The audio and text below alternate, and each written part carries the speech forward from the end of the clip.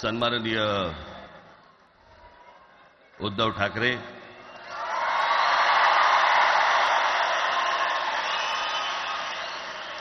आणि माझ्या जमलेल्या सर्व तमाम मराठी बांधवांनो, भगिनींनो आणि मातांनो,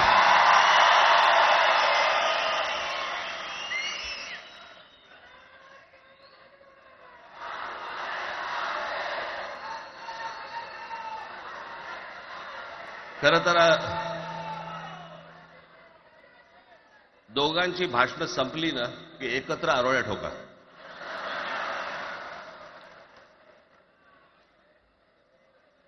खरं तर आज मोर्चा निघायला पाहिजे होता.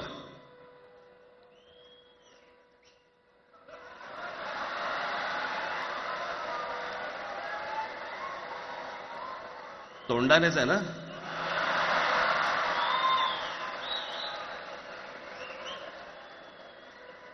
बस बस, मोर्चा खरं तर निघायला पाहिजे होता.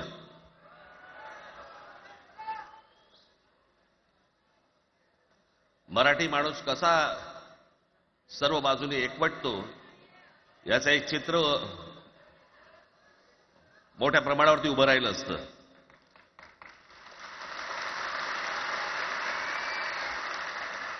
पण नुसत्या मोर्चाच्या चर्चेनेच माघार घ्यावी लागली.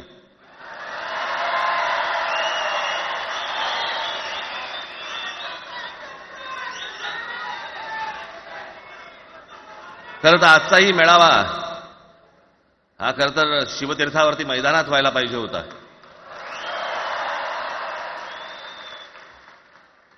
मैदान ओसंडून वाहिलं असतं अख्खं.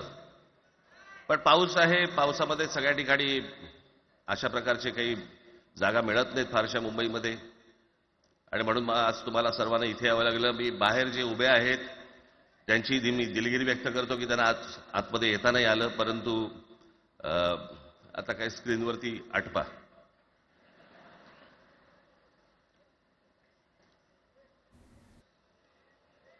मी माझ्या मुलाखतीमध्ये एक म्हटलं होतं की ज्याच्यातनं या सगळ्या गोष्टी खरं तर सुरू झाल्या, आणि मी असं म्हटलं होतं की कोणत्याही वादापेक्षा आणि कुठच्याही भांडणापेक्षा महाराष्ट्र मोठा आहे.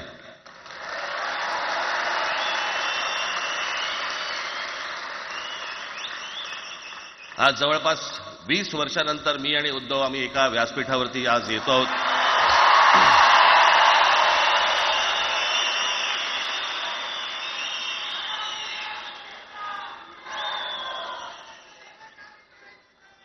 जे माननीय बाळासाहेबांना जमलं नाही, जे अनेकांना जमलं नाही, आम्हाला दोघांना एकत्र आणायचं, ते देवेंद्र फडणवीसला जमलं.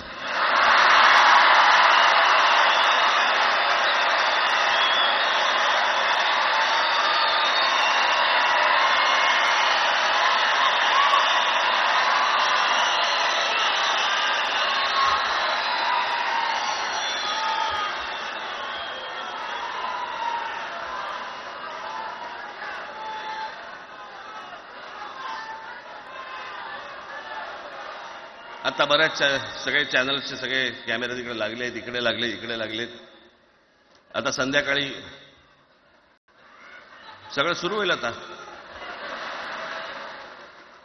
काय वाटतं, काय दोघांची बॉडी लँग्वेज कशी होती? कोणी कमी हसलं का, कोणी जास्ती हसलं का, कोणी बोलतायत का? आपल्याकडे मूळ विषय सोडून इतर गोष्टींमध्येच फार रस असतो अनेकांना. खरं तर आजचा हा मेळावा, मोर्चालाही तीच घोषणा होती, आजच्या मेळाव्यालाही तीच घोषणा आहे की कुठचाही झेंडा नाही, मराठी हाच अजेंडा.